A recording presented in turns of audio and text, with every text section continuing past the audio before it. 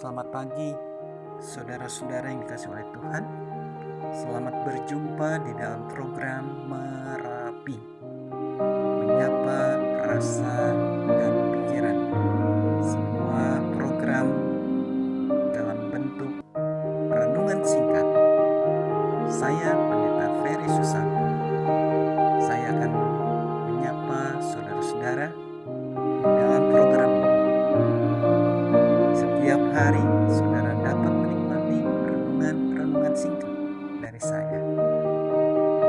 Pada hari ini kita akan berbicara soal menerima roh sukacita untuk berkarya. Berangkat dari Kisah Para Rasul 2 ayat 14 sampai dengan ayat yang ke-40.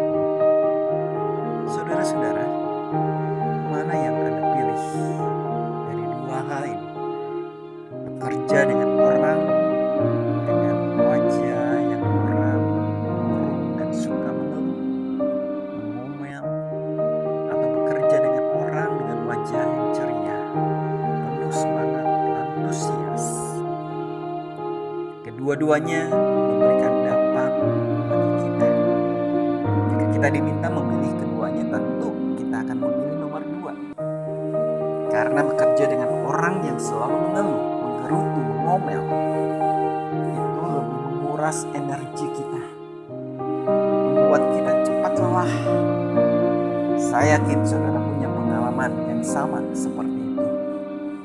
Sebaliknya, jika kita bekerja dengan orang yang antusias, dengan wajah yang ceria, tentunya akan memberikan energi positif yang membuat kita menjadi semangat, sehingga kita lebih produktif di dalam berkarya. Saudara pernah mengalaminya? Alkitab di dalam Amsal pasalnya yang ke-17 ayat 22 mengatakan, hati yang gembira adalah obat. Nah, tentunya obat diharapkan dapat memberikan dampak bagi peminumnya. Bagi orang sakit, dengan meminum obat yang tepat, maka tubuh kita akan pulih kembali. Roh Kudus yang diberikan kepada manusia ibarat daya yang memberikan dampak bagi manusia. Masih ingat peristiwa saat Tuhan Yesus menampakkan diri pada para muridnya yang saat itu sedang dicekam kesedihan, ketakutan, kekhawatiran, kecemasan pasca kematian Tuhan Yesus. Mereka menutup diri mereka. Mereka berdiam diri dalam rumah dengan pintu-pintu yang terkunci. Ya, saat itu Tuhan tahu pergumulan mereka, sehingga Tuhan memberikan salam dan memberikan Roh Kudus. Tuhan Yesus mengetahui betul pergumulan mereka dan apa yang dirasakan para muridnya, sehingga ia perlu melakukan itu untuk menguatkan mereka, agar mereka tidak terpuruk terus di dalam ketakutan mereka. Mereka perlu keluar dari rasa takut itu, karena mereka memiliki tugas yang besar untuk dilakukan di tengah-tengah dunia. Dan tugas itu tidak mungkin dapat mereka lakukan jika mereka terus-menerus dikuasai oleh daya negatif tersebut. Tuhan menggantikan daya negatif itu dengan daya yang lebih besar, yaitu Roh Kudus.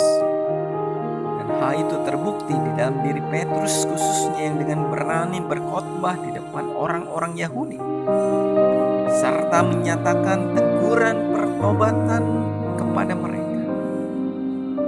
Daya Roh Kudus itu bekerja begitu luar biasanya di dalam diri para murid Yesus saat itu, yang membuat orang-orang yang mendengar mereka terheran-heran. Dan bukan hanya itu, saudara-saudara, orang-orang itu pun tergerak untuk menerima kabar keselamatan dan memberi mereka dibaptis dan menyatakan pertobatan.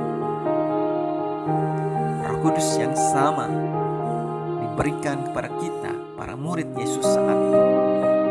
Roh Kudus itulah roh sukacita yang memberikan daya, energi untuk melakukan berkarya di tempat kita bekerja.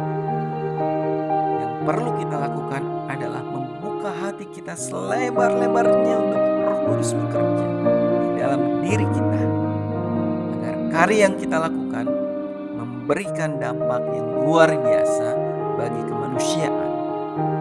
Karena sehebat apapun kita, tanpa Roh Kudus tidak akan berarti apa-apa.